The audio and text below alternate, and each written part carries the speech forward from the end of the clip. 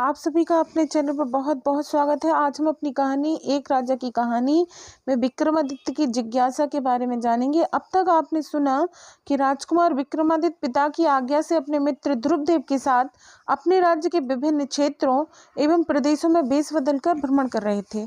जब अकस्मात उन्हें एक ग्रामीण महिला के मुख से राजकुमारी संयुक्ता का नाम सुना। अब आगे की कहानी इस प्रकार है। उस स्त्री के निकट पहुंचकर कुमार हाथ जोड़कर बोले, नमस्कार बहन, हम राहगीर हैं, क्षत्रिय वर्ण से हैं, प्यासे हैं, तनिक जल मिल सकता है क्या? बड़ी कृपा होगी। स्त्री ने पलट कर देखा तो दो सुंदर सुदर्शन युवक खड़े थे। दोनों मुख से सम्राट परिवार के लगे। वह तत्काल उठकर हाथ जोड़कर बोली, क्यों नहीं भैया, आओ बैठो, इस चौकी पर बैठो, मैं जल लाती हूँ। फिर वह सामान समेट चुकी बालिका से बोली, यह सब रसोई में रखा और संभाल कर फिर मत गिर जाइयो, जब देखो गिरती पड़ती रहती है। यह कहती हुई वह घर के अंदर चली गई। थोड़ी देर में वह स्त्री लौटी तो उसके हाथ में घड़े भर जल और साथ में बालिका के हाथ में एक मिट्टी के बर्तन में गुड़ था। उसने बालिका से गुड़ का बर्तन कुमार की ओर बढ़ाया और बोली, भैया पहले गुड़ खा लो, फिर पानी पीना, अच्छा लगेगा, गला सूख रहा होगा। भूख लगी हो तो कुछ और बनवा कर ला दूं, या खुद बनाना हो तो सीधा दे देती हूँ। अभी मेरे पति खेत पर गए हैं, आते ही होंगे, मैं भोजन बना देती हूँ, उनके साथ ही खा लेना। भले घर के लगते हो, कहाँ से आ रहे हो? कुमार ने थोड़ा गुड़ खाया और पानी पीने लगा। इस बीच ध्रुवदेव ने कहा, बहन हम कंचनपुर से आ रहे हैं, जरा गोपाल नगर में कुछ काम था। स्त्री, अच्छा, यहाँ से पास ही पड़ता है। कुमार पानी पी चुके और फिर ध्रुवदेव ने भी गुड़ खाकर पानी पिया। कुमार बोले, बहन अन्यथा ना समझो तो एक बात पूछूं? स्त्री ने मुस्कुरा कर कहा, भला भाई का बुरा क्या मानना, पूछो, क्या पूछना है? तुम तो भले लोग लगते हो। कुमार थोड़ा सकुचाया तो स्त्री हंस पड़ी।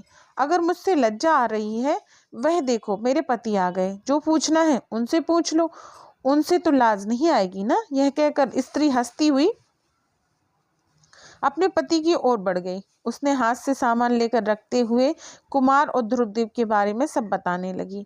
यह दोनों राहगीर हैं, क्षत्रिय हैं, कंचनपुर से आए हैं, गोपनगर जा रहे हैं, प्यासे थे तो मुझे से लेकर पानी पिया। जाने मुझसे कुछ पूछना चाहते हैं लेकिन लजा रहे हैं, शायद तुमसे पूछें तो तुम बता दो। मुझे बहन तो बना लिया लेकिन लाज के मारे भोजन भी को भी ना कह रहे हैं, तुम ही कहो। स्त्री का पति आगे बढ़ता हुआ मुस्कुरा कर बोला, अच्छा मैं बता दूंगा, तुम जरा जल्दी भोजन की चिंता करो, थक कर आया हूँ, भूख लगी है, इनके लिए भी भोजन बना ले, साथ ही खा लेंगे। फिर कुमार एवं ध्रुवदेव की ओर मुड़कर हाथ जोड़कर, नमस्कार, मैं मानसिंह, मैं भी क्षत्रिय हूँ, जिसकी इसकी बातों का बुरा ना मानिए। बाबरी बोलना आरंभ करती है तो रुकती ही नहीं, भोजन करके जाइएगा, बैठिए। कुमार और ध्रुवदेव बैठ गए तो वह फिर बोला, आपको कुछ पूछना था? अगर बात लंबी हो तो मैं तनिक स्नान कर लूं, फिर बातें करेंगे। कुमार ने सर हिलाकर सहमति दी। वे समझ गए कि अब भोजन किए बिना यहाँ से जाना मुश्किल होगा। गृहस्थ पति पत्नी का स्नेहिल व्यवहार उन्हें कुछ बोलने ही नहीं दे रहा था।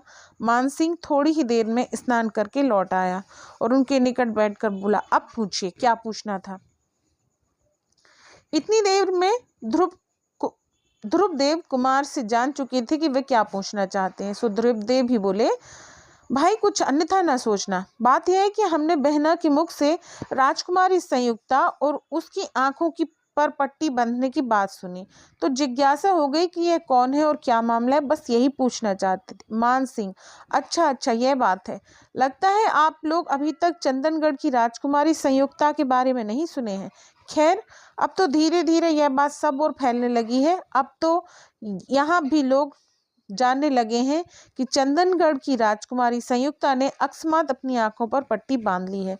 ध्रुवदेव कुछ बोलने को उत्सुक हुए तो मानसिंह की पुत्री वही बालिका दौड़ती हुई आई और बोली, बापू माँ भोजन के लिए बुलाती है, माँ ने कहा है आप सब जल्दी आओ, नहीं तो भोजन ठंडा हो जाएगा।